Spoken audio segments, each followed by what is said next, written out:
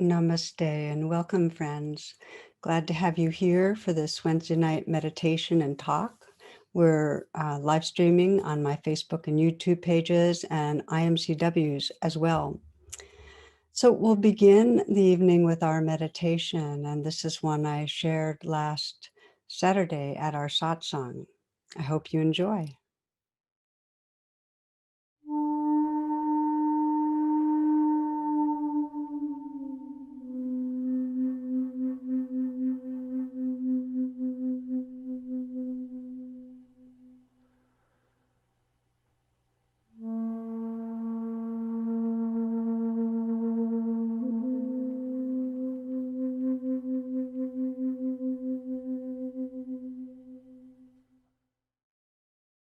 Wherever you are, take some moments to adjust your posture.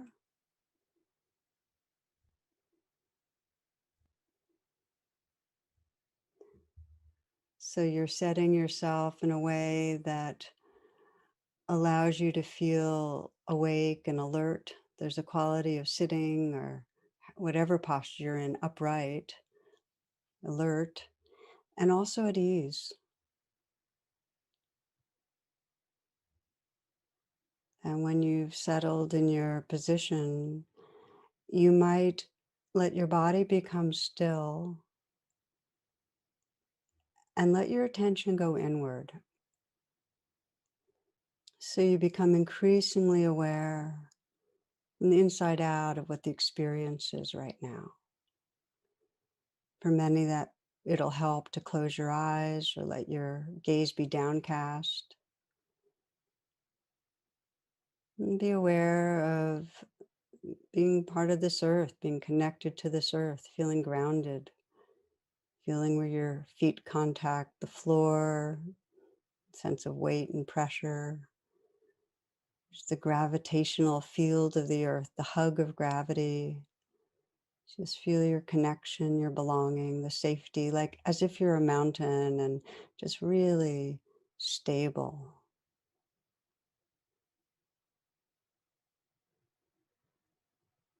And you might become aware of this life breath moving in and out. And feel the breath. And perhaps relax with the breath a bit. Let the breath be a way of collecting your attention. So that as you breathe in, there's an opening to receive. Like really sensing that you're letting in and being touched by the prana, the life force of this universe. And with the out breath, just letting go, releasing.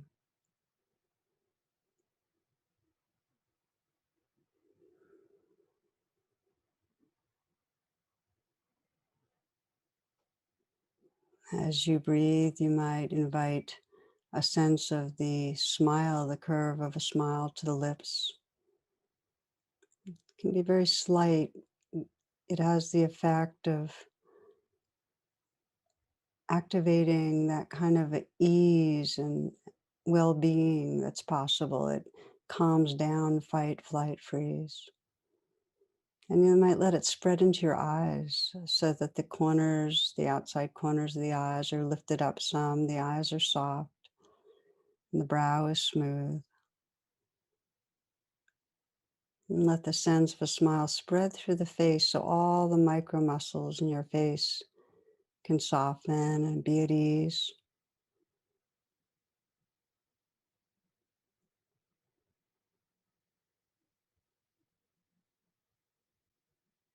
You might feel tingling or vibrating the scalp or skull. You might be aware of the throat. Let the throat kind of fill the neck. So you can feel the aliveness and sensations there. And it can be helpful to just visualize and sense a smile spreading through the throat.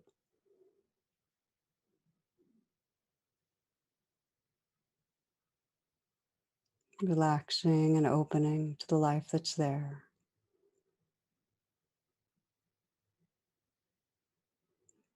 You can let that smile spread through the heart, through the chest area. It's not to cover over, but to really make space for what's here. So you're visualizing the curve of a smile and having the felt sense of that smile, just filling the chest and heart. The eyes are smiling, the mouth, the heart. And sense a relaxing open so that the shoulders can fall away from the neck. So that as you breathe, you can feel the breath and the awareness filling the shoulders. And perhaps releasing or letting go of any habitual tightness or tension there.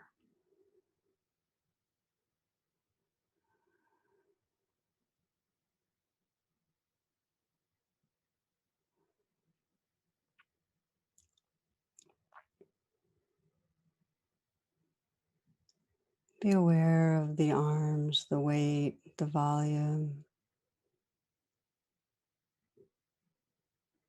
the hands. You might soften the hands and soften again. And then feel the hands from the inside out.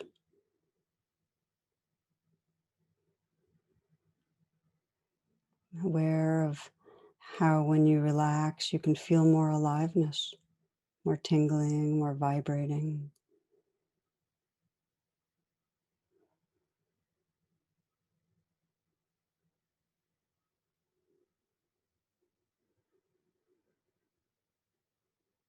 And again, feeling that openness in the chest. And since you can let this next breath be received in a softening belly. This breath.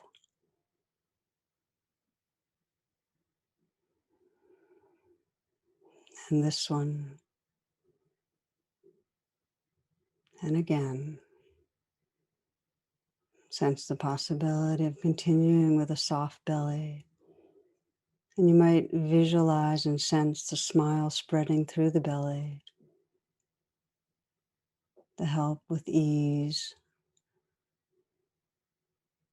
to help fill your being with well-being.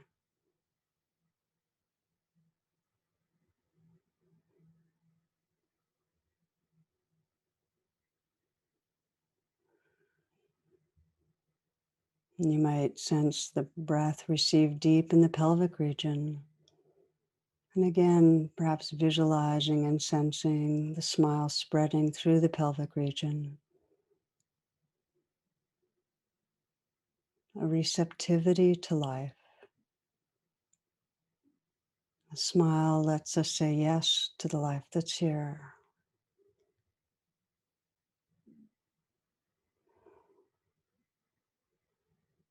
The eyes are smiling, and the mouth, throat, and the heart,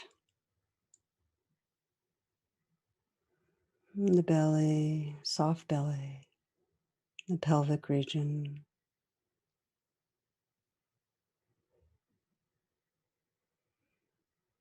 And sensing the legs, the length, the volume of the legs, and the feet filled with energy. Just feel from the inside out.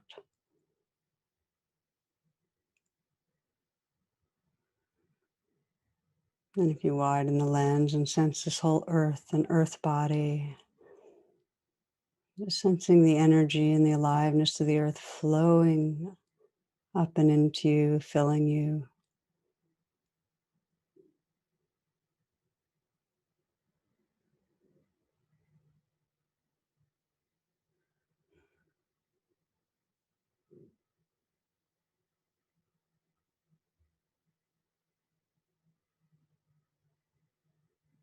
So you can feel that you're letting life live through you.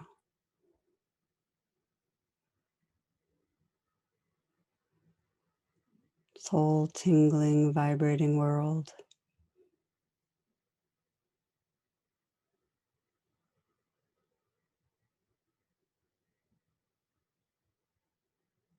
letting the smile create a vast space that has room for whatever's arising.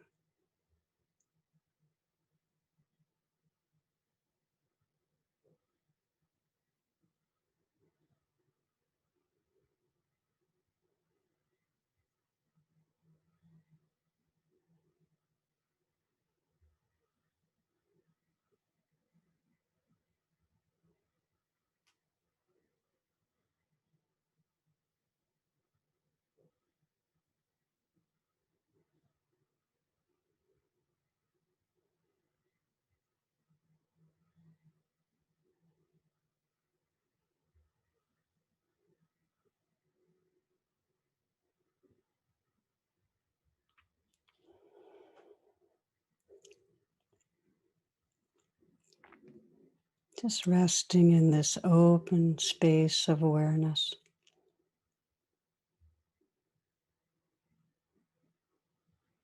This openness that's filled with the light of awareness.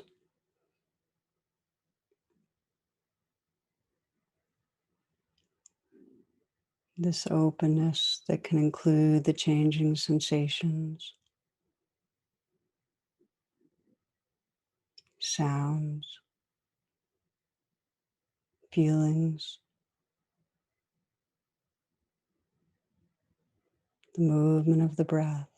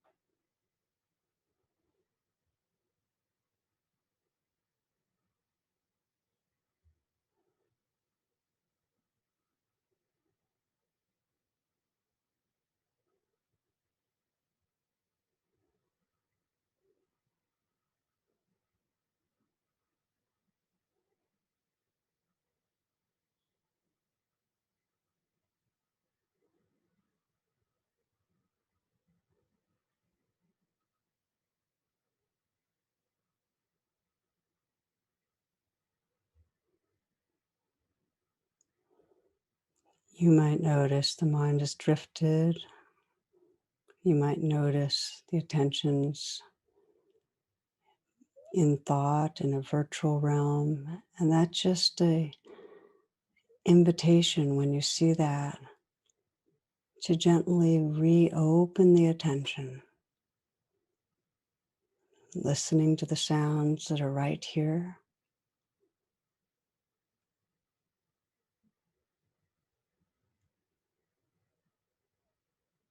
Reopen by relaxing a bit in the body, noticing if there's something that wants to let go right now.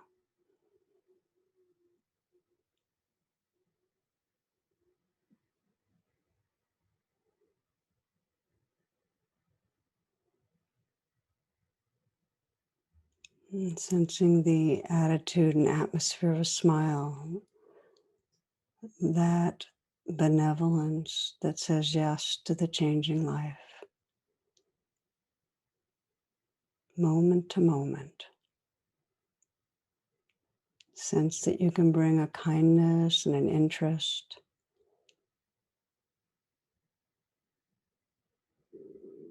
perhaps saying, "This belongs," and welcoming whatever you notice.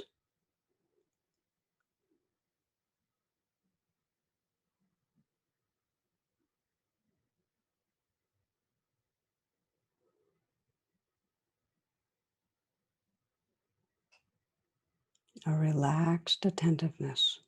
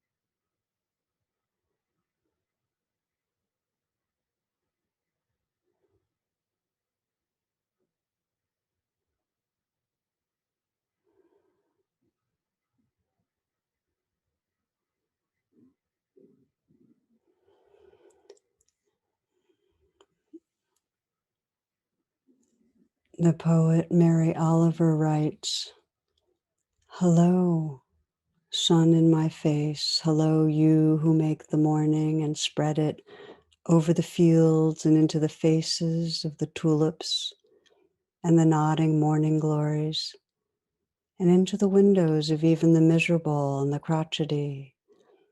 Best preacher that ever was, dear star, that just happens to be where you are in the universe, to keep us from ever darkness, to ease us with warm touching, to hold us in the great hands of light. Good morning, good morning, good morning. Watch now how I start the day in happiness, in kindness."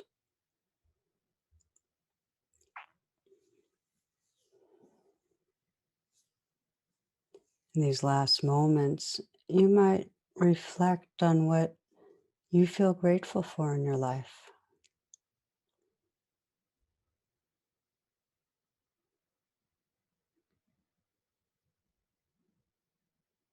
Just let a few people or activities or experiences come to mind that you're grateful for.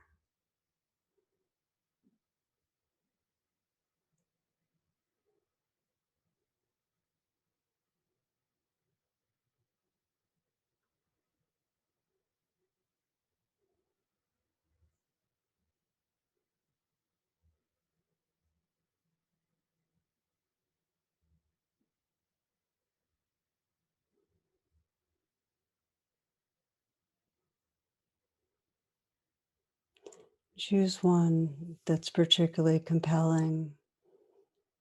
Remind yourself of it.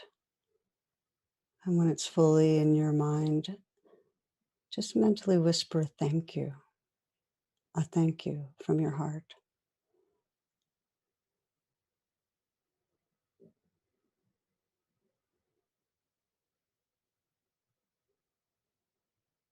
And then thank you again. Just let it go through you again.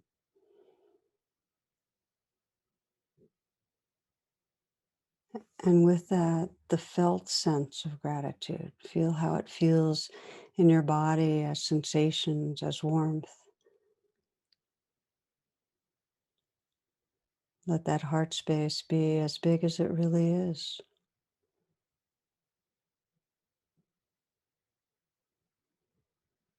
Noticing how the sweetness and tenderness of gratitude, that heart space can really hold the natural passing of all the joys and sorrows.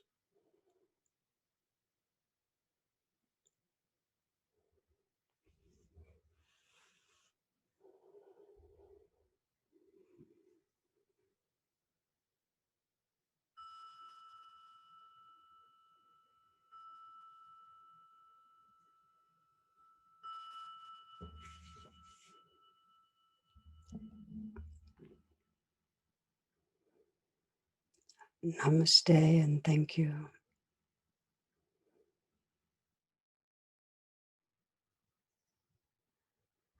Okay, bringing yourselves back, and if you'd like to move, stretch, please feel free. And I'll make some announcements for this upcoming week. Please check tarabrach.com for all my virtual offerings, and I hope you'll join me. We have, this is coming up in July 10th, I'll be doing a workshop on rain partners. Many of you have done rain, and if you're interested in this, you're going to be getting on my email pretty soon an invitation to it. We can only take so many people, so please register right away. We're excited about that. Again, July 10th from 10 to 12:15. Please check imcw.org for live stream offerings offered by our local teachers. And the affinity groups that are coming up this week are women, vegan, BIPOC, mighty real, Asian, parent, and teens of color. So a lot of choices there. Each week we invite your donations. If you can offer $10, that would be really helpful. Um, If you can offer more to help cover for those who can't, that's great. And if you can't afford at this time, know that you're welcome no matter what. The links you can find in the description. Okay, so in a few moments, we'll begin the talk. And this is a favorite that I've chosen from the archives. Thank you.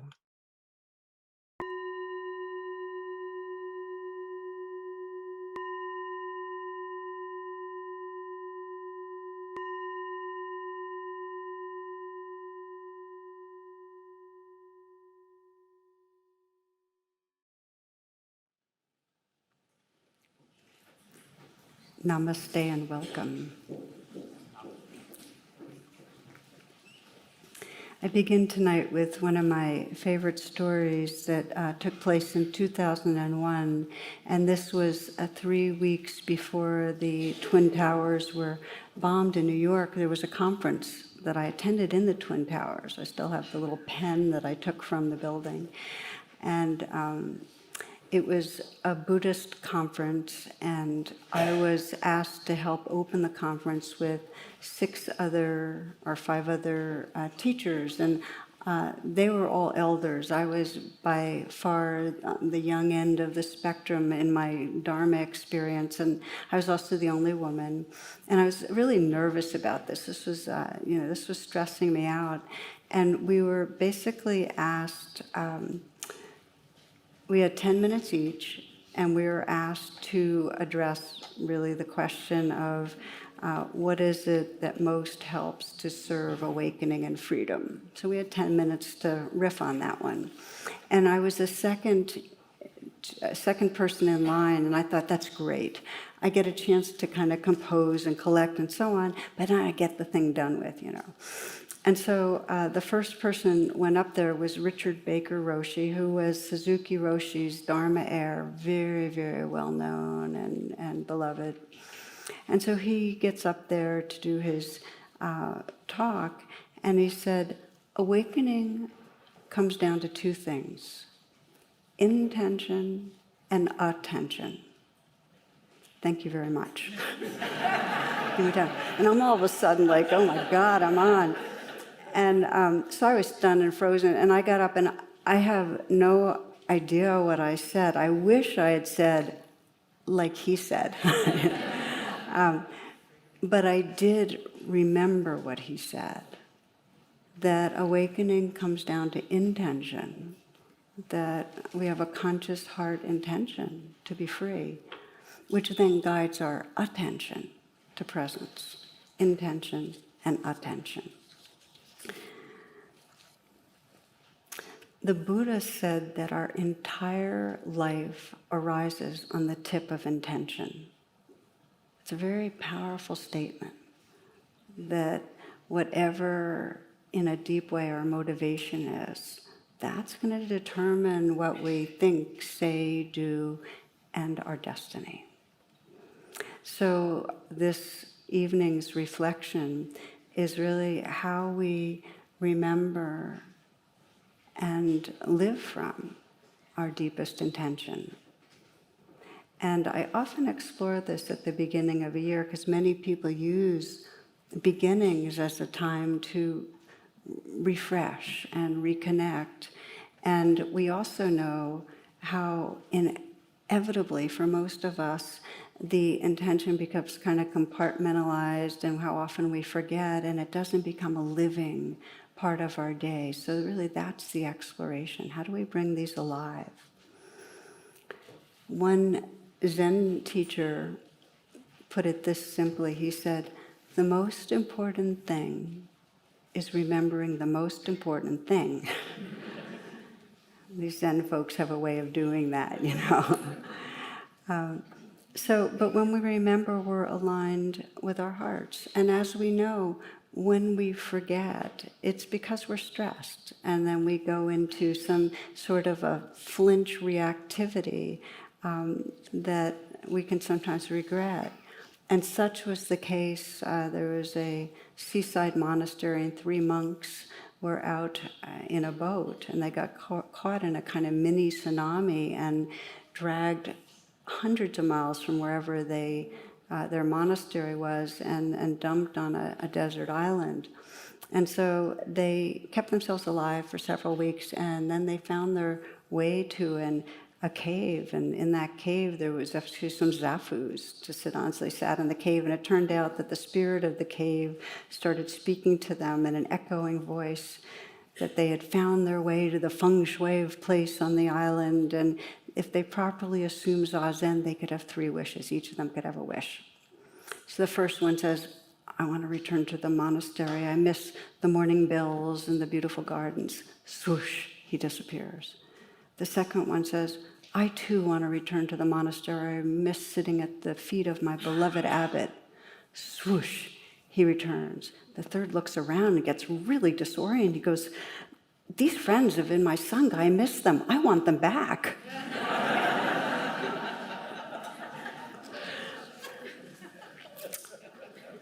So our intentions are layered. This is probably the feature we're going to keep coming back to the most. And some arrive from our more primitive brain, our limbic brain. And that's the wants and the fears and the emotions that drive us. And some come from our more recently evolved brain, where we have this capacity to see the bigger picture.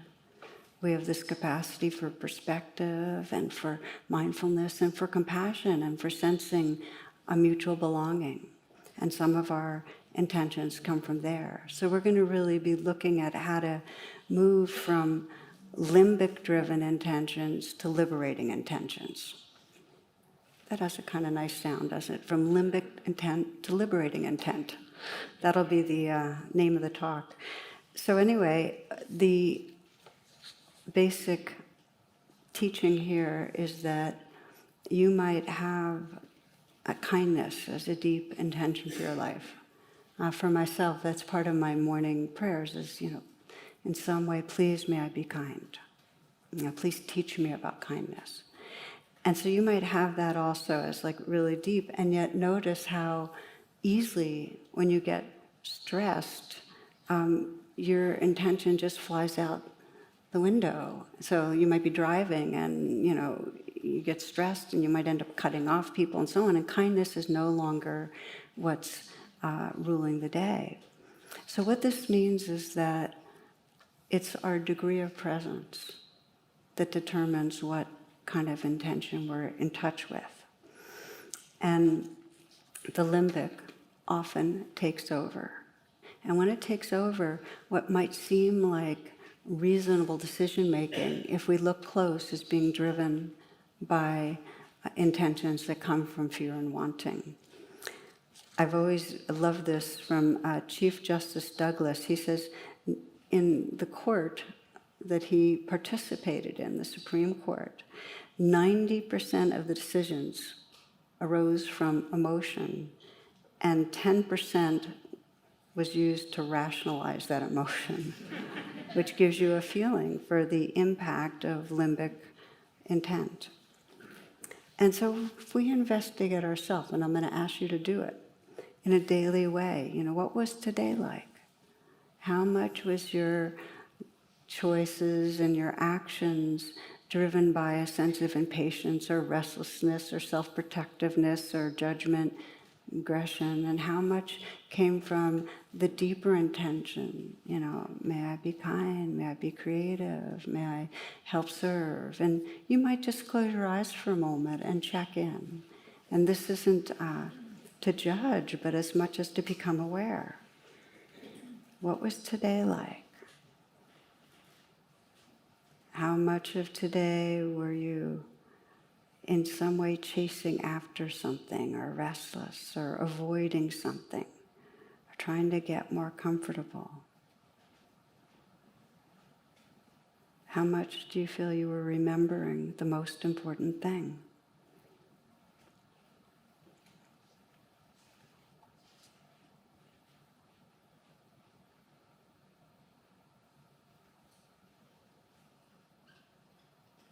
In one of her poems, Mary Oliver's kneeling and praying in a field, and she's contemplating with wonder a grasshopper who's gazing around with enormous, complicated eyes. And here's what she writes. Tell me, what else should I have done? Doesn't everything die at last and too soon? Tell me, what is it you plan to do with your one wild and precious life?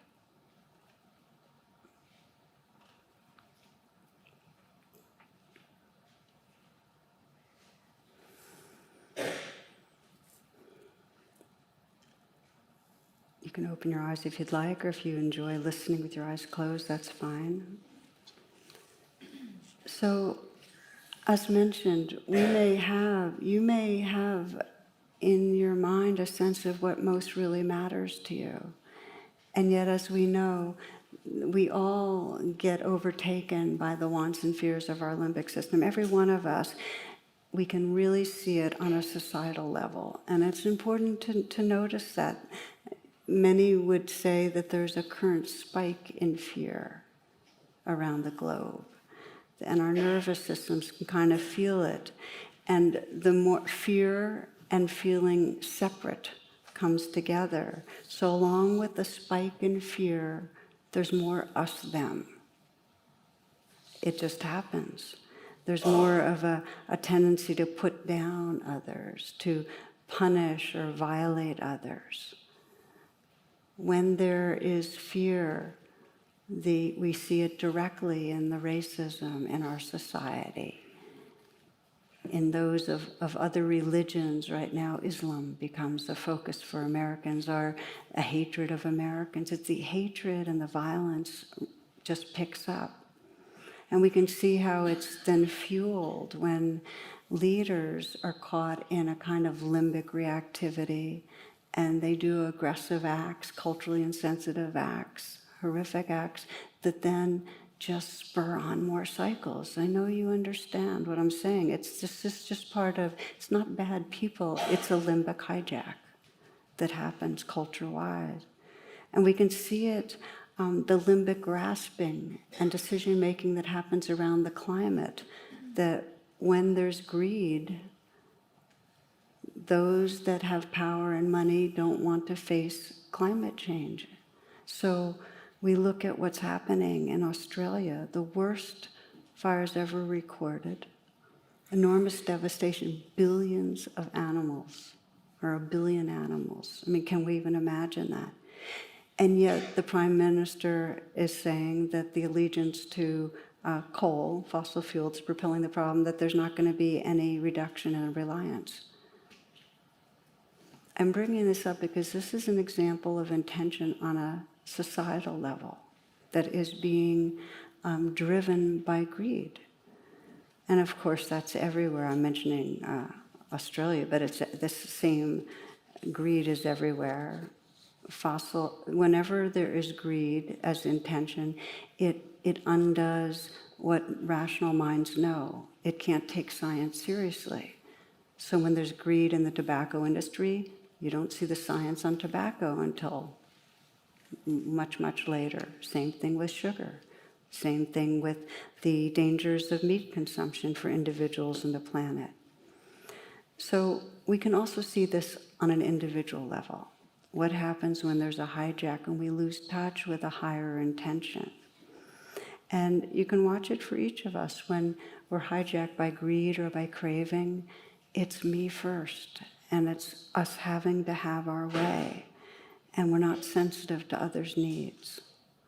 When fear is running the show, what happens? We judge, we push others away. One woman told me one of her hugest openings was, do I want to be right or do I want to be open-hearted?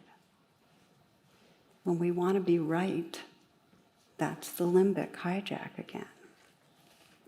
So we're looking at this, but it happens in a daily way, in very small ways, where we move through the day, and it may be that instead of presence, we become hijacked by the intention to look good. One woman, and this was some years ago, described her experience in New England. She would go to summer there, and she went and she vacationed in the same town as the actor Paul Newman. And one of the things she would do is every Sundays would go and get a hot fudge sundae or one of her favorite sundaes at the bakery. And one Sunday she goes in there she goes for a jog and then goes in there, and there's the renowned actor with his baby blue eyes and dazzling smile. And her whole thing is, okay, keep it together, look good, don't look in his direction, you're a grown-up woman, you've got 3 children. And so she's doing this whole thing, this is the intention to look good. And she gets her sundae, or I think it might have been on a cone actually that she was ordering, and she's paying the clerk, and she glides out without a look in his direction. But when she gets to the car, she realizes she doesn't have her ice cream. Oh, God, she must have left it in the bakery. So she goes back in, but it's not on the counter. And finally, she looks over in his direction, and he says, "You put it in your purse."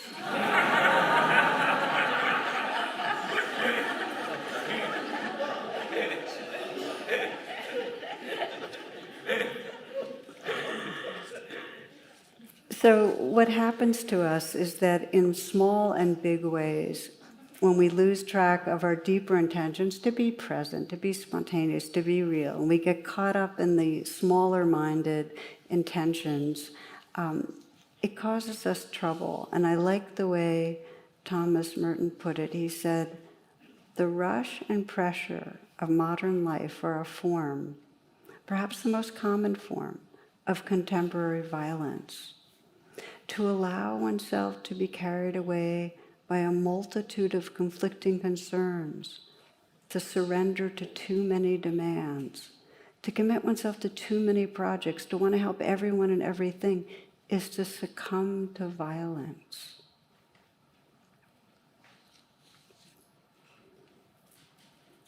So we begin to look at our own lives and really ask that question: how much am I aligned with what really matters in my small moments, my day-to-day life, and in the bigger ways? And for many of us, it's not until there's a kind of quake in our life, till something really very challenging happens, till the refrigerator falls from the 9th floor or whatever, you get the idea, that in some way we remember, wow, I remember hearing some years ago a story about a younger woman who had got breast cancer, and she was told she had a year to live, and she had a 1-year-old daughter. And her mantra became, "I have no time to rush." So we can see how it happens when we have the wisdom of mortality advising us. We do then begin to say, okay, what matters? The vantage point, and I often do meditations, and we may do one tonight if we have time, of the end of our life looking back, is actually just shines a light on what we're missing. Rumi writes, "Gamble everything for love if you're a true human being. Half-heartedness doesn't reach into majesty. You set out to find God, but then you keep stopping for long periods at mean-spirited roadhouses." He's so amazingly contemporary, isn't he? But can you feel that if we're at the end of our life, what would we say matters? Wouldn't most of us say that today I lived from love, that I felt love, that I was alive, here? And yet, I'd say sometimes what I encounter, and I run into this a lot when we have meetings at retreats and so on, is an undercurrent of disappointment, a feeling like, I feel like I'm kind of like gliding over the surface, kind of trying to take care of all the problems, but not really arriving. So let's look at now what helps us to awaken, to move from the kind of dominance of limbic intent to liberating intent. And here I'll share with you one of my favorite quotes from D.H. Lawrence. He says, "Men are not free doing just what they want. Men are only free when they are doing what the deepest self likes. And there is getting down to the deepest self. It takes some diving." So again, the message is it's layered. And we're not happy if we're operating off of the surface layers, the immediate flinch response of fix this, do that, solve that problem, protect yourself, defend yourself, be right, that is not going to make us happy. And we can go for decades. That's the mean-spirited roadhouses. Where the freedom is if we keep remembering to dive every day, because this is an everyday practice, to remember what really matters. So we're going to look at it in terms of two ways of remembering. And one is an actual practice of sitting down and saying, okay, what's my deepest intent? And we do that some in here. Every time we do a meditation, we start by feeling the heart and sensing at least what's the intention for practice. So we're going to talk about that a little bit more, how we can actually, in our meditation, on purpose, deepen our sense of what our intention is.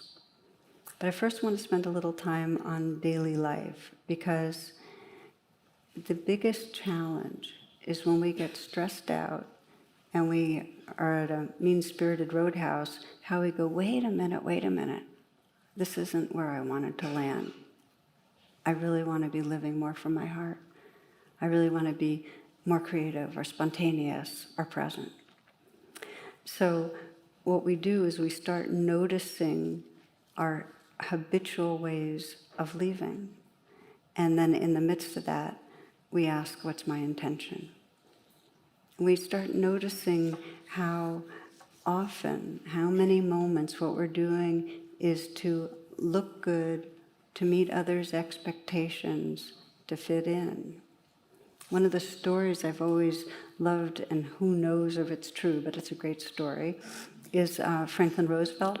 And it's said that he often endured long receiving lines at the White House. And it was hard for him because he complained that nobody actually connected. They didn't actually pay attention to what he was saying. So there was no real contact. So one day he decided to try an experiment. And as he went down the line, he shook everybody's hand and he murmured to them, "I murdered my grandmother this morning."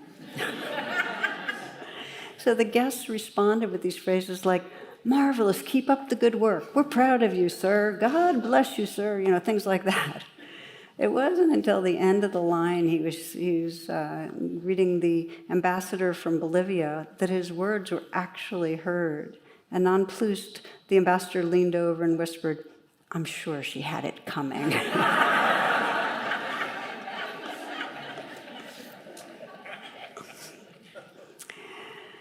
So it takes some attention to make a deep dive, to recognize, okay, I'm behaving to get someone's approval, to make an impression, I'm trying to be right, to making the deeper dive, what really matters. I'd like to give you an example that touched me.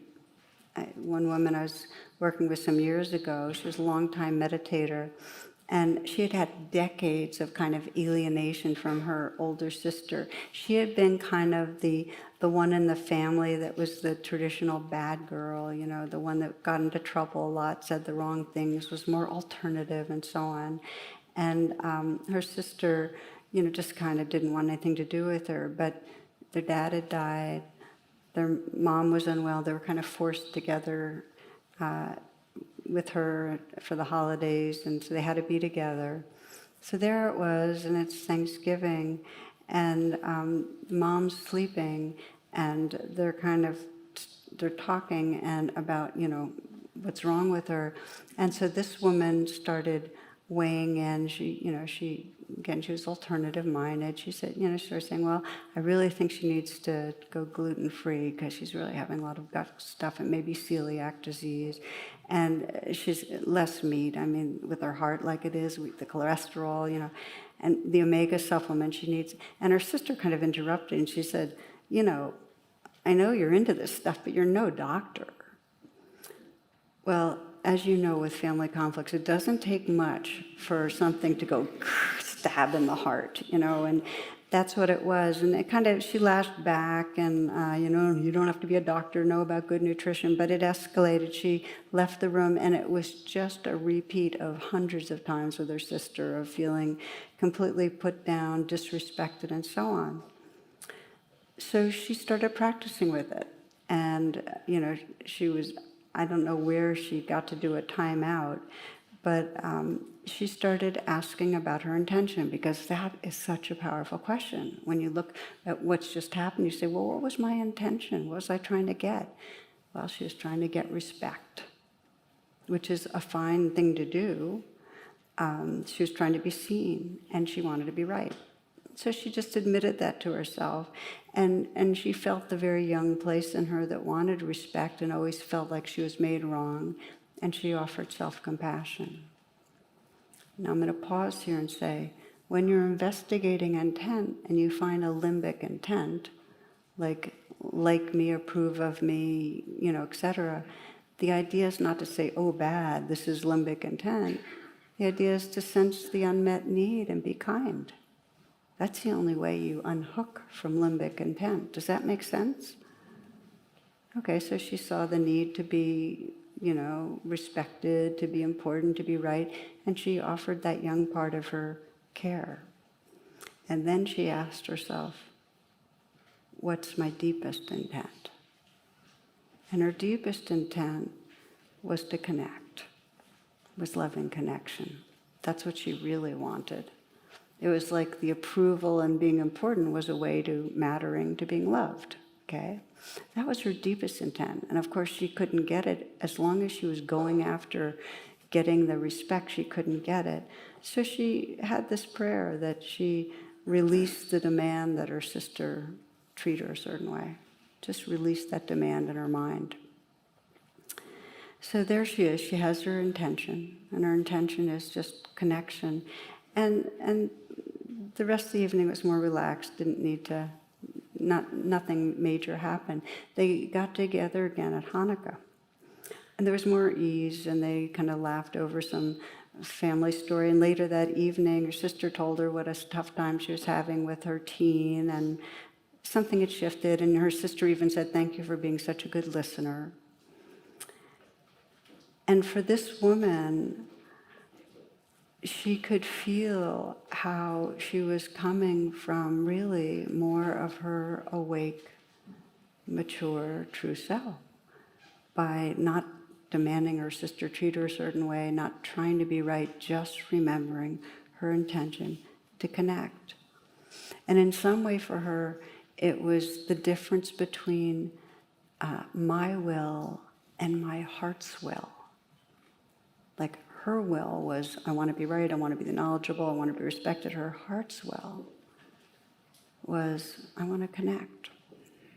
So again, this is one of those, do you want to be right or have love? Do you want to, be respected in a certain way, or do you want to have connection? And for her, remembering that brought her closer to what she really longed for. So I want to invite you to do a reflection. We're going to do something similar to this.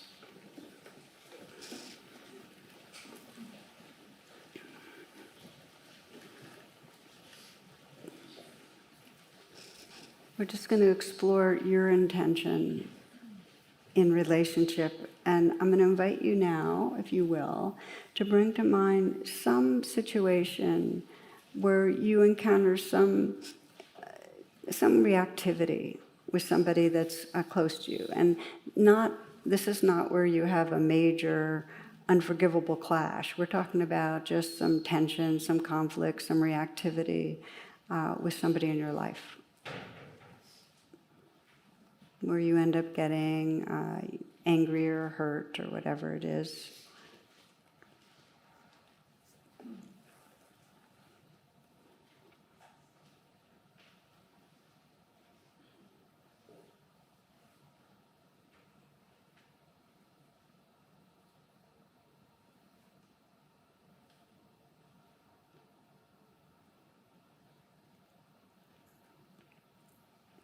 And once you have a person in mind, see if you can bring to mind a situation that's representative of what happens.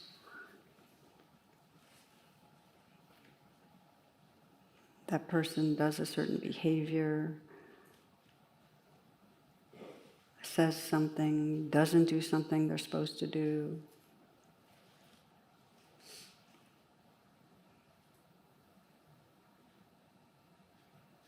And you react.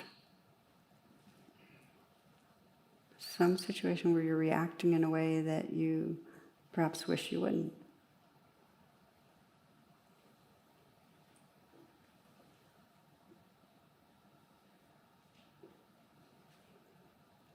When you have that in mind, and the situation in mind, and you kind of follow it to where you're reacting, why don't you pause there?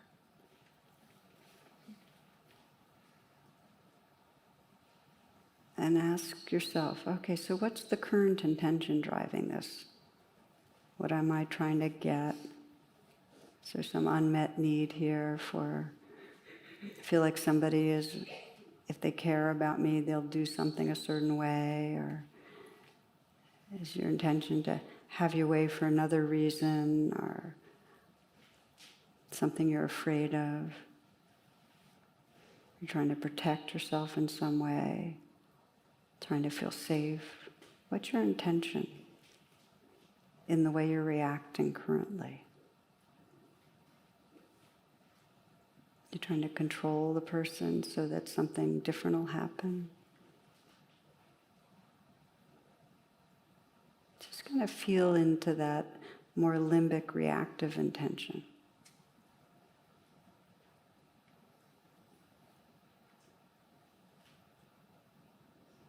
And whatever it is, whatever you're really wanting, fearing, that's driving you,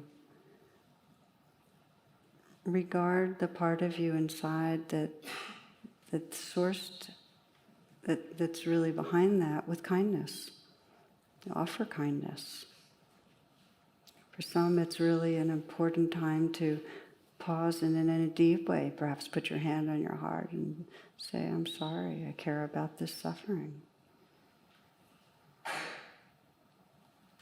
Offer care. You can't get down to a deeper intention if that part is not taken care of.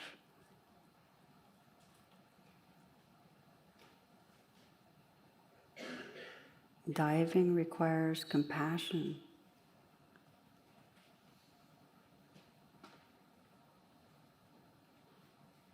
And if you feel that you are with yourself, that you've offered kindness, then ask the deeper question. You know, what really matters here? You know, if we were at the end of our lives, something came up, what would I want to happen? What really would matter? What do I want with this person really? What's my intention? And you might sense, if you're connected with that intention, how would it guide you? How differently might you respond? What different choices might you have if you could connect with that?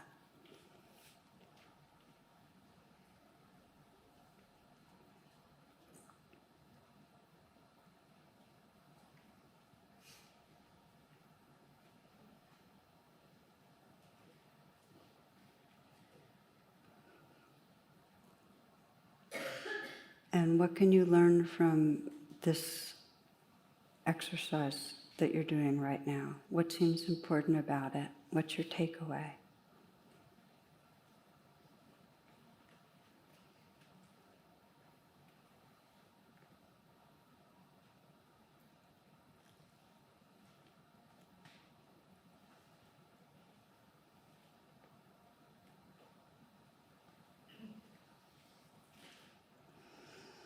There's a saying that if you want to stop to be kind, you must swerve often from your path. And in a way, our path, when it's left up to our survival brain, is got a lot of controlling and judging and selfing involved. So it means waking up a lot. There's a lot of pausing in this practice so that we can become aware of the intention driving us and then trace back to our most awake intention. Now here's the thing, that many of you are aware of the phrase, neurons that fire together, wire together.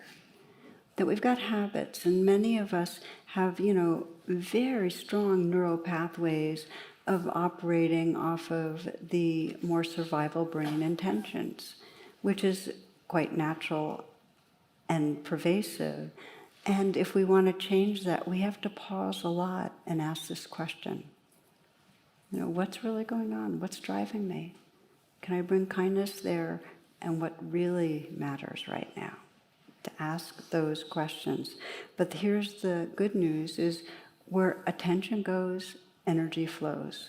And if you bring it to your deepest intention, if you even just remember that something matters, it becomes more energized. The beautiful thing about this practice, and this is the reason not to wait, is that it can carry us through the most difficult situations. If you remember what really matters, when you hit the hard stuff, your intention can carry you. And one of the examples I love about this is a woman, Jan Adrian. She founded Healing Journeys, which is women that there's support groups for cancer. And her story is a really interesting one. At one point, she had a chest x-ray, and she had already gone through cancer and treatment and so on. She had a chest x-ray to see if her cancer had metastasized to her lungs. And the doctor called and said, well, there is a nodule on the lung and we need to do a CT scan.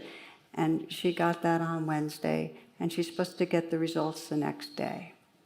Now, she had already been through a lot, and she had started this Healing Journeys group and so on. So she knew the whole deal. And her anxiety's over the top. She couldn't concentrate. She felt like crying all day. What if she has what if it's metastasized? All the healthy diet, exercise, etc. hadn't made a difference. She calls the doctor's office twice. She's promised that she'll hear back. She doesn't. Thursday night comes. She reads and meditates. That's when she said, okay, right now I'm caught in, I want to live, I'm afraid I'm going to die, and the kind of fight, flight, freeze dominating.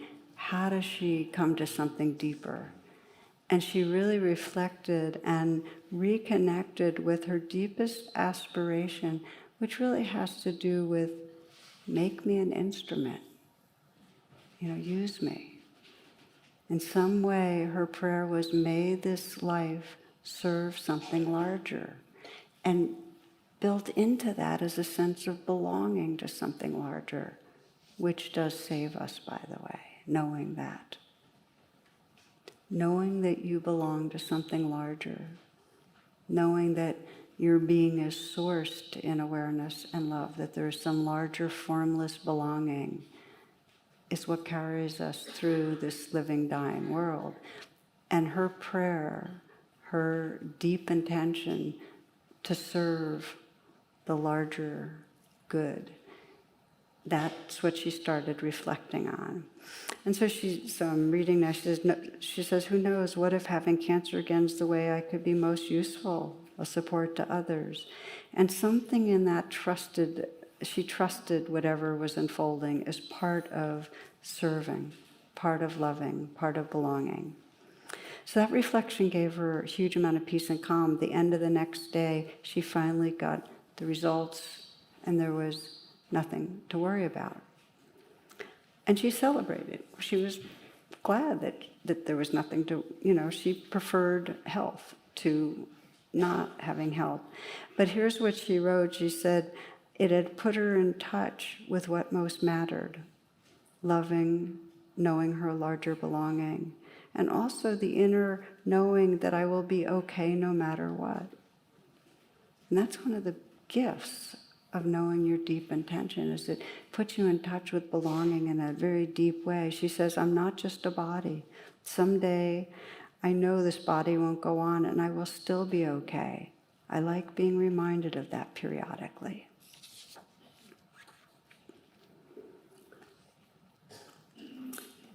I'm often asked, how do we know if what we have is a liberating intention? How do we know if it's a liberating intent? And there are 3 characteristics of liberating intent that I want to name because I found them really valuable when I'm reflecting myself. And one of them is that what we're longing for, what our intention is in some way to manifest the fullness of who we already are. It's kind of the heart's, the call of our heart for homecoming to the fullness of what we already are. I love this story of the Bantu tribesmen who their children will be in a hut and they'll go around the hut to each sleeping child and say their prayer, be who you are. In a way, that's our intention, is to be all of who we can be, which means the fullness of love or wisdom or creativity. And that's, to give a contrast, what would not be a liberating intention would be the aspiration to bike across the country, which is a great intention, but it's not a liberating intention because that doesn't have to do with manifesting our full potential. To create an app for instant samadhi, to make sure our partner uses the app so it'll change them too. These are not like liberating intentions. All right, so that's the first one. The first one is that it has something to do with manifesting our potential. The second is that it's embodied. If for an aspiration or intention to have power, you have to really feel it as a living embodied aspiration. You have to care about it. This is Oprah Winfrey. She says, before you agree to do anything that might add even the smallest amount of stress to your life, ask yourself, what is my truest intention? Give yourself time to let a yes resound within you. When it's right, I guarantee that your entire body will feel it. Okay. So one, our aspiration or intention has to do with the fullness of our love, our wisdom, our awareness. Something to do with manifesting. 2, we care about it. It's embodied. And number 3, it always relates to this moment. Okay, so it's not like what is, St. Augustine, here's a good one. Dear Lord, please give me chastity and continence, but not yet. So it's not that. It's not something that we're planning to do down the road. It always has to do with something that we want to experience right here and now. Please may I be kind. May I live from kindness. Please may I remember the goodness of who I am. Please may I express that loving. It's that kind of thing that we can do right here and now. We start right where we are over and over again. Notice the intention of this moment and then do the diving. We're going to practice a little right now. So you might adjust how you're sitting.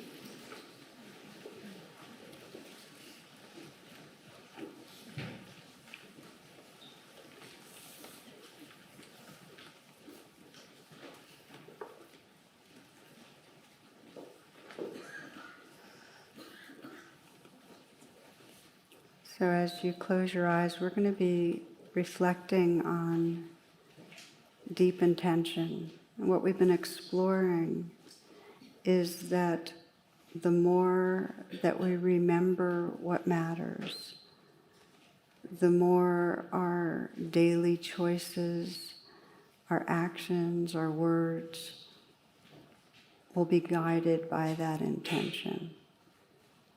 In some way, remembering our intention allows us to more fully live from our goodness. The more we reflect on what matters to us, the more we'll connect with it. It's as the poet Heartspace said. He says, ask the divine for love and ask again, for I have learned that every heart will get what it prays for most.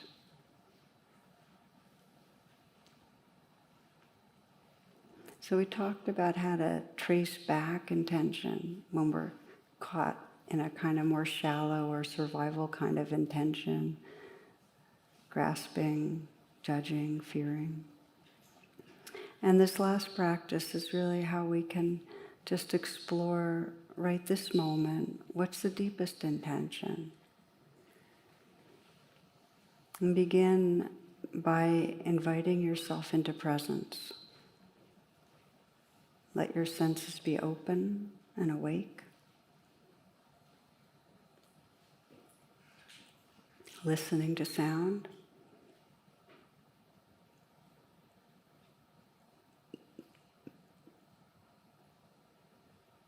Feeling the aliveness of your body as it sits here, this breathing body.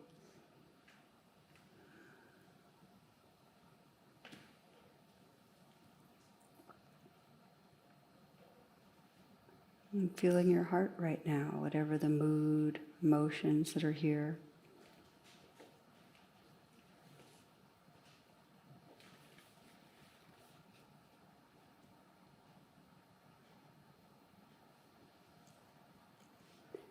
If you knew you had a year to live,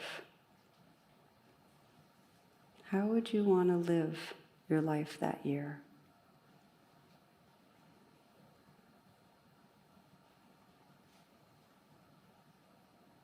What would matter to you? What would be most important? What would your deepest intention be guiding you through that year?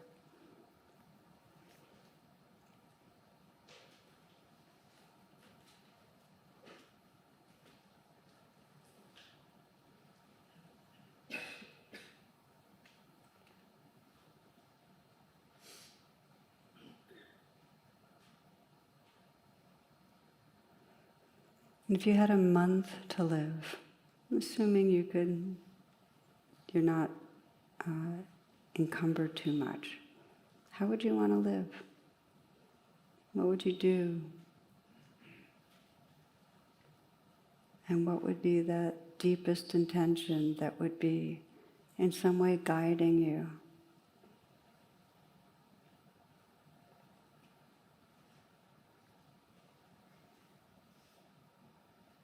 What would matter in your moments?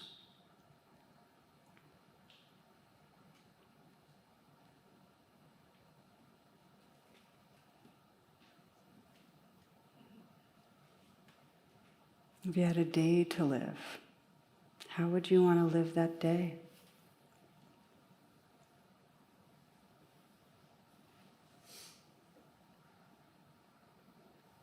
What would your deepest intention be? What would matter? How would you want to experience your moments?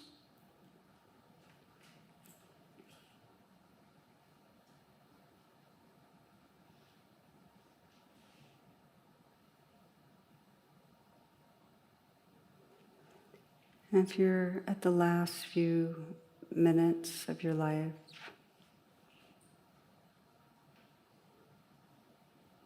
what matters? What's the experience that matters? What's the knowing that matters?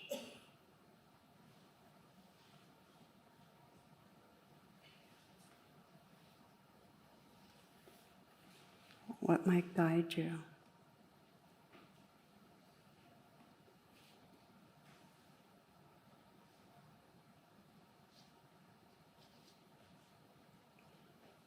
And if you bring that right here, right now, what matters in this moment? What's the prayer of your heart?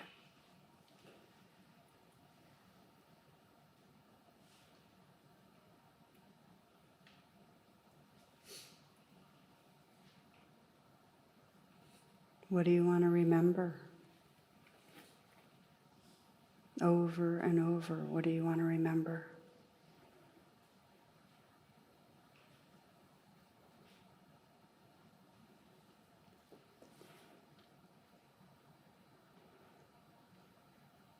May all beings awaken to the longing of their hearts. May all beings be carried into belonging, into vast love and awareness, our true home.